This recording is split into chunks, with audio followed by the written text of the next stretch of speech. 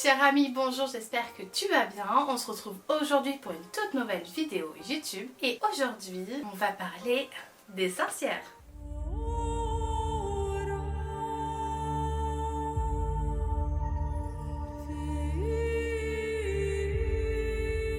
Oui, ça fait un moment que je vous parle des sorcières sur ma chaîne YouTube, mais c'est vrai qu'on n'a pas vraiment approfondi le sujet sur vraiment qu'est-ce qu'était une sorcière. Et j'ai reçu pas mal de messages, aussi bien quand je rencontrais des personnes lors d'événements ou alors sur les réseaux directement, sur la fameuse question, mais c'est quoi une sorcière ? Alors déjà, si on devait remonter sur juste ce terme-là, on va commencer à trouver ce terme les premières fois au XIe siècle avec les romans de Léna qui vont nous parler pour la première fois de ce terme sorcière. Avant ça, on va plutôt parler d'enchanteresse, de fascinatrice ou de strige ou encore plein d'autres noms en latin dont je n'essaierai même pas de vous prononcer le nom. Pour donner peut-être une définition, rien de mieux que d'ouvrir notre bon vieux dictionnaire. Et sur notre bon vieux dictionnaire, on retrouve la sorcière et sa définition serait déjà premièrement sur l'étymologie du mot, donc ça proviendrait du latin, du mot sorcierus qui définirait jetteur de sorts. Et c'est vrai que moi, quand je dois décrire cette catégorie de personnes qui sont les sorcières, je dis une sorcière, c'est quelqu'un qui jette des sorts tout simplement. Mais le dictionnaire nous a donné deux belles définitions que j'aimerais bien partager avec vous. La première, dans les contes de fées, une femme généralement laide qui possède des dons surnaturels qu'elle utilise pour faire le mal. Première définition. Donc là, nous sommes à la rigueur plus sur un exemple qu'une définition, mais on est quand même pas très loin et on se rapporte beaucoup aux contes de fées parce que les sorcières au temps d'aujourd'hui sont beaucoup reléguées aux contes de fées malgré le mouvement qui est en plein essor en ce moment. Deuxième définition, femme laide, déplaisante, voire méchante et maléfique. Voilà ce qu'on retrouve sur le dictionnaire quand on regarde au mot sorcière. Et en fait, quand on fait un peu le parallèle avec ça, on va beaucoup trouver d'adjectifs au niveau du physique et surtout de la laideur parce que les sorcières étaient catégorisées et doivent toujours, pour certaines personnes, être catégorisées comme ça pour des adorateurs du diable, de Satan, etc. C'est pour ça qu'on les condamnait lors de l'Inquisition. Et en fait, forcément, si vous êtes un adorateur du diable ou de Satan, vous êtes noir à l'intérieur et ça se reflèterait à l'extérieur, tout ce côté hideux de la personne. Parce que oui, quelqu'un qui est maléfique est forcément moche et hideux et difforme, tellement très rongé par le mal. C'est un peu ça qu'on va retrouver si vous regardez le film Hansel et Gretel. On parle forcément des sorcières et on les catégorise vraiment comme ça, du genre elles sont tellement moisies par les ténèbres que ça se voit à l'extérieur et qu'elles sont très moches. C'est un peu ça qu'on peut retrouver dans la culture populaire des années 90-2000 et qui commence un peu à changer de nos jours. Dans la culture populaire d'aujourd'hui, on retrouve plus facilement des sorcières comme des femmes de pouvoir. Alors sorciers ou sorcières d'ailleurs, on parle plus de leur physique et de leurs aspects de laideur ou même d'adorateurs du diable grâce à certains films et séries dont on connaît tous le nom. Je vais bien sûr parler de la série d'Harry Potter, je vais aussi parler de la série Charmed. Personnellement j'ai grandi avec les sœurs Halliwell donc je comprends totalement et c'est vrai que ça a beaucoup aidé aussi bien dans le mouvement du féminisme que dans le mouvement des sorcières parce qu'on pour une fois on montrait trois femmes bienveillantes qui étaient plutôt dans la lumière et qui étaient très indépendantes et ça c'était. On peut aussi avoir d'autres exemples dans diverses séries, on a Vampire Diaries avec Bonnie, on va avoir le film Les Ensorceleuses, on va avoir en film hyper connu Hocus Pocus, même si là elles sont plutôt négatives que positives, on a tous connu Hocus Pocus et je vous avoue que moi mes préférés c'était quand même les sœurs Sanderson, on va pas se mentir. Mais il faut savoir que certains a priori subsistent toujours en termes de sorcières ou de sorciers et justement j'ai créé dans mes fiches une petite liste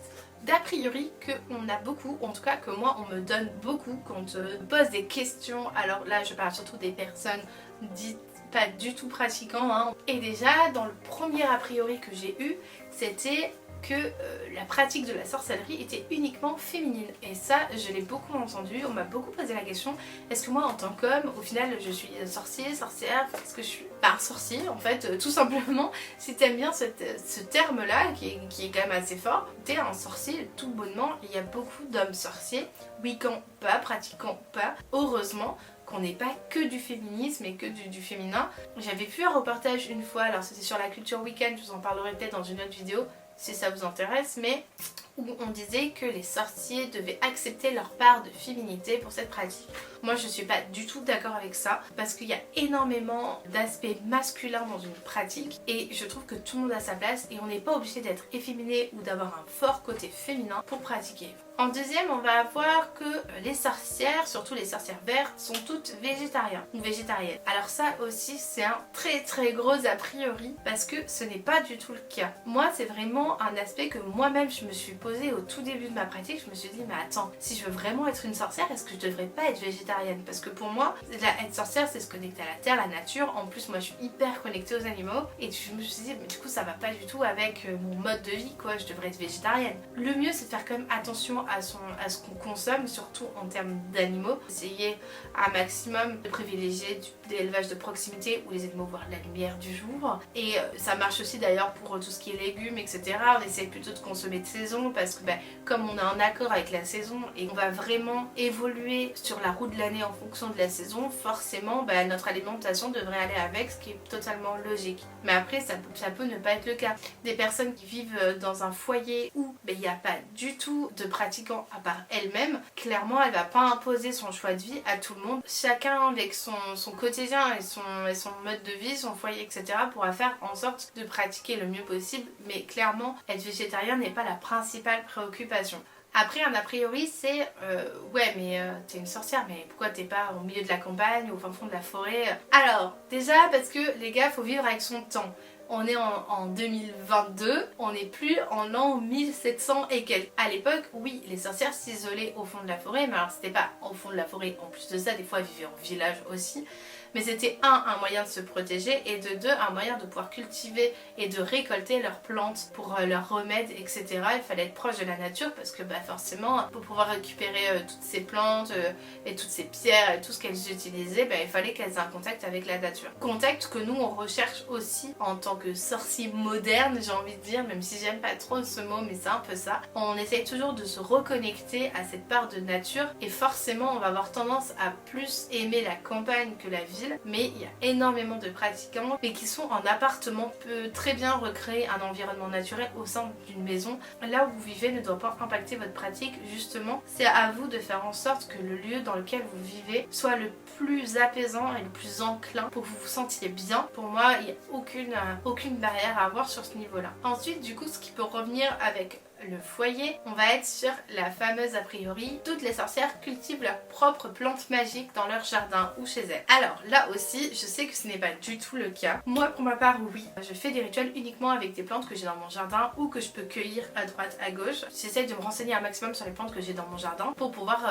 pratiquer avec celles-ci et uniquement avec celles-ci. Je vais créer mes propres rituels, mes propres choses pour pouvoir utiliser uniquement ce que j'ai à portée de main. Si vous n'avez pas la possibilité d'avoir ça et que vous n'avez pas la possibilité de cultiver plein de plantes chez vous, parce que forcément en appartement on peut cultiver peut-être un peu de plantes aromatiques, ce que nous on appelle les simples, mais pas forcément la totalité. Pour ma part, et encore une fois c'est uniquement mon point de vue, je trouve que si on doit utiliser des plantes lors des rituels, autant acheter des plantes bio. Quand c'est des grands magasins, ils ont souvent plein de plantes qui sont utilisées en tisane, parce qu'en fait vous pouvez utiliser énormément de plantes en tisane, un peu nos potions à nous les tisanes, parce que ça permet des fois d'atténuer pas mal de symptômes de maladies de rhume, de grippe, etc. Moi je sais que je me soigne pas mal avec les plantes quand je peux, et toutes ces plantes là il y en a plein que je cultive pas, et du coup je vais aller dans des magasins spécialisés où je vais prendre que des plantes bio. Il y a quasiment toutes les plantes inimaginables et pour moi je trouve ça plus intéressant que d'acheter des petites épices qu'on trouve dans les petits bocaux pour la cuisine. Alors ouais c'est pas cher, mais je trouve que c'est passé par tellement de process, tellement de machines, que je trouve qu'à la fin on n'a plus vraiment connexion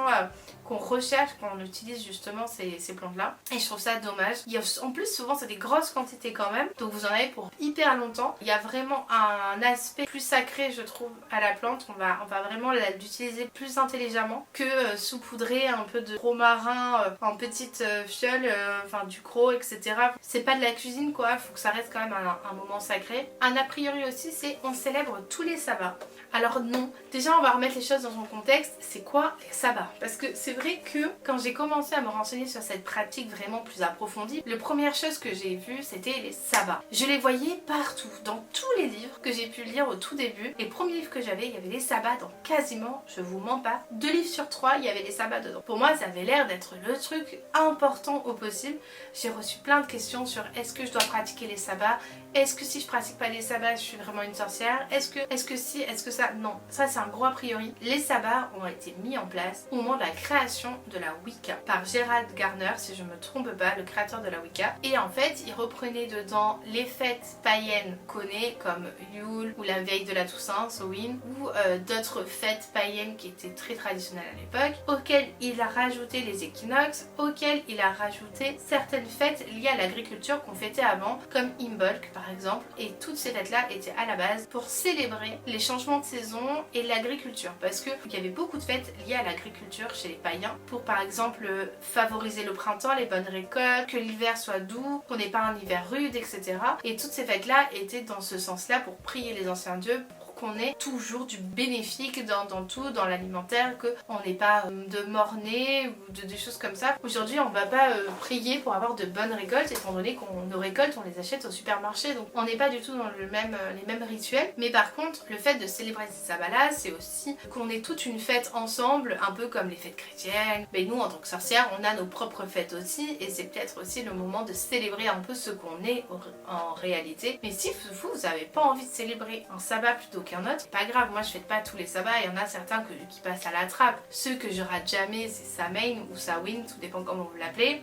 Yule aussi, ça se rapproche de Noël, on est chez nous, c'est un peu plus propice. Mais par exemple, tous les sabbats de l'été, il y en a plein que je fête pas, parce que moi l'été je suis pas du tout là-dedans, je suis dans un autre monde, et c'est vrai que moi je préfère, le premier que je vais fêter c'est Mabon, parce que j'adore Mabon, et après ça va aller jusqu'à Imbolc, et je vais commencer à arrêter d'arriver à l'été. Bon, j'ai un peu du mal, après les solstices, j'essaye toujours de faire quelque chose, mais ouais, je sais que l'été, moi j'ai du mal, je suis pas en mode sabbat l'été. Et donc non, toutes les sorcières ne fêtent pas les sabbats, c'est pas une obligation à proprement parler, parce que en magie et en sorcellerie, il n'y a aucune obligation, qu'on se le dise. 5e partie, qu'on parle d'obligation, toutes les sorcières sont wiccan. Non, la Wicca c'est une autre chose, c'est comme la voie du paganisme, païen, pas obligé d'avoir une cote de la route de la sorcellerie pour être une sorcière. Moi personnellement, la religion wiccan, parce que j'entends beaucoup parler de religion, c'est pas quelque chose dont je me suis renseignée, mais ça m'intéresse parce que tout m'intéresse dans ce mouvement, donc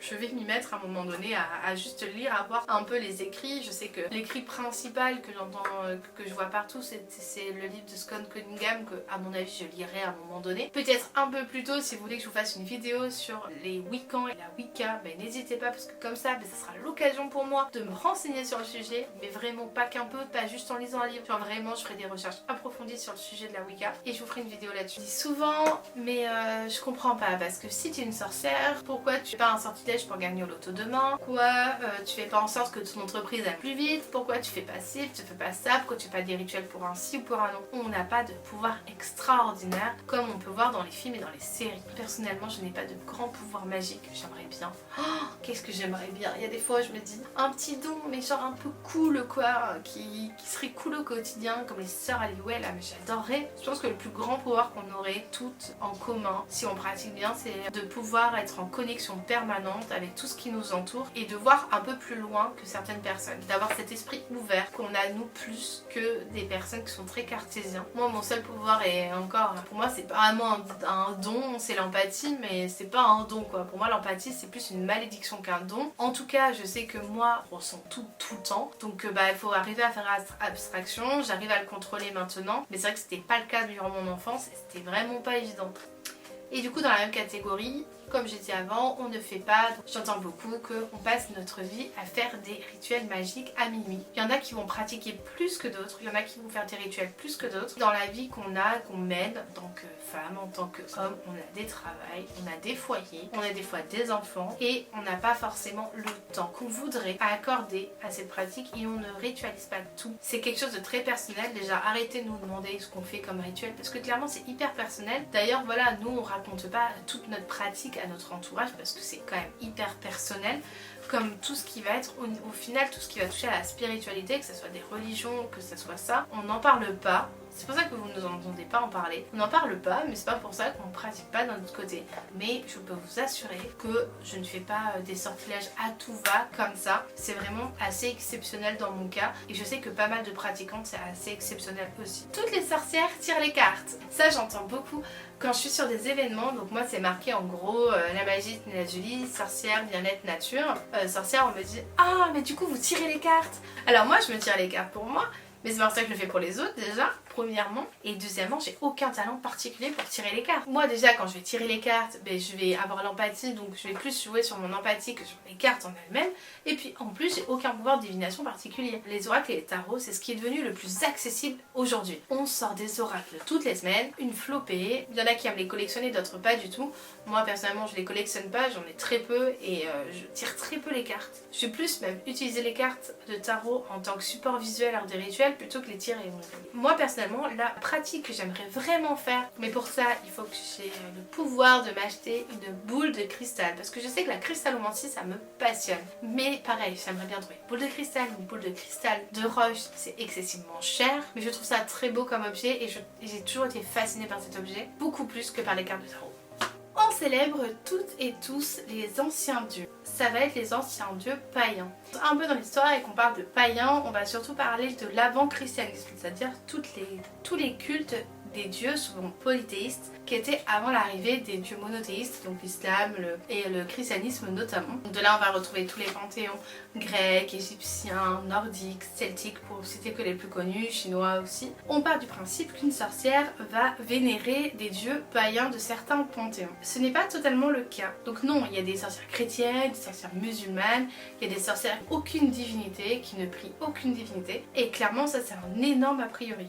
Moi pour ma part, je suis fascinée par tout ce qui touche la mythologie celtique, parce que pour moi c'est un rapport aux terres des ancêtres qui m'ont vu naître. Cette terre-là qu'on foule, c'est des terres celtes à la base, hein. Mais c'est pas pour ça qu'on va prier ces divinités-là. On entend beaucoup parler de travail avec des divinités. J'aime pas trop le mot travail. On ne travaille pas quand on fait un rituel. Enfin, je trouve ça dur comme mot. Ça touche à un autre domaine et puis on peut pas travailler avec des divinités. Enfin, rentrer en relation avec ou demander l'aide d'eux, mais travailler avec, j'ai jamais compris ce mot. On a fait le tour sur les clichés de sorcières dans cette vidéo. Il y en a bon nombre d'autres, mais j'ai voulu synthétiser pour pas que la vidéo soit trop longue. Si cette vidéo t'a plu, n'hésite pas à liker, à commenter en dessous et à t'abonner si ce n'est pas déjà fait. N'oublie pas que je suis toujours sur Instagram et j'essaye sur TikTok, où je vais parler toujours de sorcellerie. Je vais vous partager un maximum de choses, mais aussi des choses de mes créations, de ce que je fais un peu plus concrètement sur ces réseaux sociaux là. Donc n'hésitez pas à me suivre. Sur ce, je vous dis à la semaine prochaine pour une toute nouvelle vidéo YouTube. À très vite et salut!